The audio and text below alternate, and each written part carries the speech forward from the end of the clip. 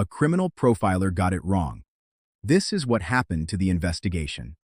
Michelle is a 43-year-old behavioral analyst working for a major metropolitan police department. She's built her career on reading people, their patterns, their motivations, their psychological signatures. Over 17 years, she's consulted on 63 cases, with a conviction rate of 84%. Her assessments have become gospel in the department.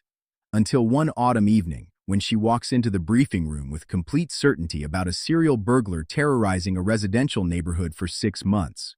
She's presenting to the Major Crimes Unit.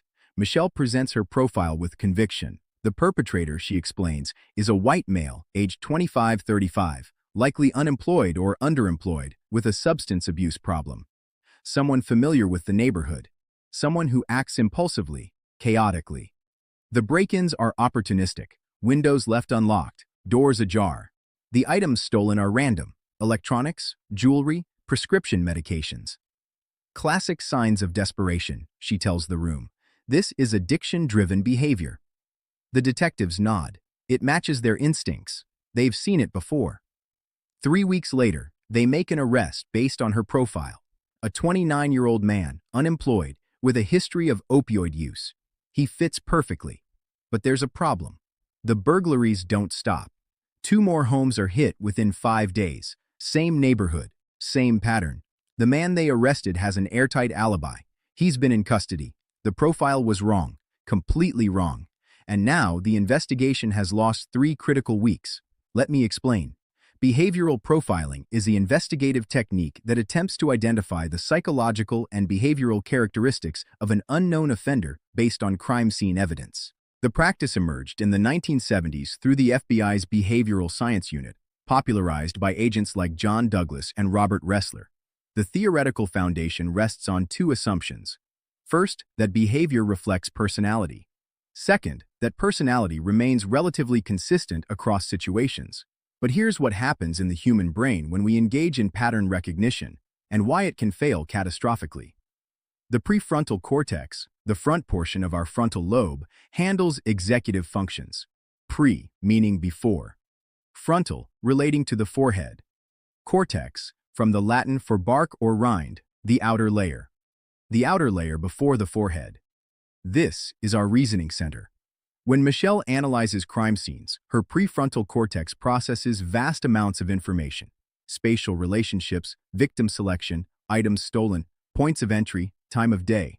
Her brain searches for patterns, comparing new data against stored memories of previous cases. This is where confirmation bias enters the picture.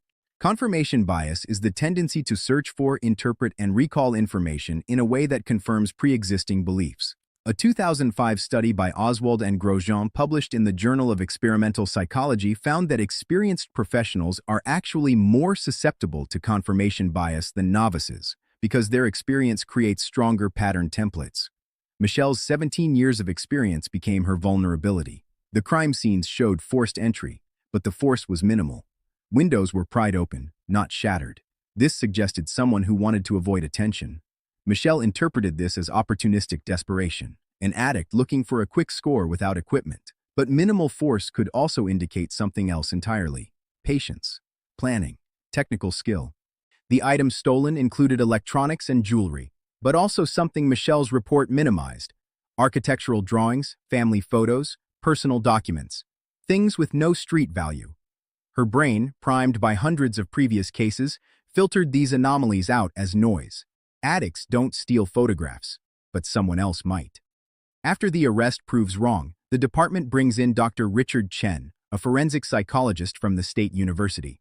RC is 56 years old, specializes in criminal decision-making, and has published extensively on the limitations of offender profiling. He reviews the evidence without Michelle's profile. He starts from first principles. The break-ins occur exclusively on Tuesday and Thursday evenings between 6:30 and 8:45 p.m. The homes are all single-family, owner-occupied, in a specific 6-block radius. The residents are professionals: an architect, a civil engineer, 2 attorneys, a surgeon, an accountant. Richard notes something Michelle's pattern-seeking brain overlooked. The homeowners all serve on the local planning commission. They're currently reviewing a controversial development proposal, a mixed-use complex that would demolish several historic buildings. The architectural drawings stolen, site plans, the documents, meeting minutes. The photos? Some show property boundaries, zoning markers, structural details. This isn't addiction-driven behavior. This is reconnaissance. The perpetrator isn't stealing to feed a habit. They're stealing intelligence. The electronics and jewelry? Camouflage. Taking only documents would reveal the true motive. Taking everything makes it look like common burglary. Richard constructs a different profile. The perpetrator is likely professionally involved in real estate or development. They have detailed knowledge of the planning process. They understand property law, zoning regulations, architectural standards. They're organized, methodical, and risk-averse, choosing times when targets are at commission meetings, minimizing forced entry to reduce physical evidence. Age and demographics become less relevant than professional expertise and motivation. The investigation pivots. Instead of searching for addicts in the neighborhood, detectives examine the development proposal's opponents. They identify stakeholders who would benefit from delaying or derailing the project. 3 weeks later, they arrest Michael Torres, a 47-year-old real estate developer who owns adjacent properties. His business would lose significant value if the development proceeds. He's a licensed contractor, explaining the minimal forced entry. He attended community college with one of the planning commissioners, explaining his knowledge of their schedules. In his storage unit, detectives find all the stolen documents, meticulously organized. The electronics and jewelry were sold immediately to create the appearance of typical burglary. The documents were kept because they were the actual target. Michael Torres is convicted on 11 counts of burglary and obstruction of justice. Sentencing, 8 to 12 years. But let's talk about what happened in Michelle's brain, and why even experienced professionals make these errors. The human brain processes roughly 11 million bits of information per second, but our conscious mind handles only about 40 bits per second. This means our brain must filter aggressively, and it does so using heuristics, mental shortcuts based on experience. Heuristics, from the Greek heuriskine, meaning to discover or find. Mental shortcuts for finding answers. A 2018 study by Almond and colleagues in Psychology, Crime, and Law examined 200 criminal profiles and found that approximately 82% relied heavily on demographic stereotypes, age, race, employment status, substance abuse history. These profiles were accurate in predicting offender characteristics only 44% of the time, barely better than chance. Why? Because profiling relies on base rate statistics. Most burglaries are committed by young, unemployed individuals with substance abuse issues. That's simply the statistical reality. Michelle's brain, trained on hundreds of cases, automatically activated this template. But base rates don't account for contextual anomalies. The high-value neighborhood, the specific victim selection, the unusual stolen items, the precise timing. Richard succeeded because he applied what psychologists call feature matching analysis, rather than prototype matching. Instead of asking, what type of criminal does this, he asked, what goal does this behavior serve? Feature matching requires suppressing the brain's automatic pattern recognition, what neuroscientists call System 1 thinking, and engaging deliberate, effortful analysis, System 2 thinking. This is cognitively expensive.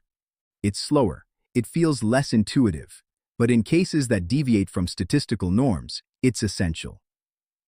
Michelle returns to work after the case concludes. The department implements new protocols. All profiles must now include alternative hypotheses. A second analyst reviews evidence independently. They emphasize contextual anomalies over demographic patterns. Michelle herself co-authors a training module on confirmation bias in investigative contexts. She's brutally honest about her mistake. In her introduction, she writes, "Experience is a double-edged sword.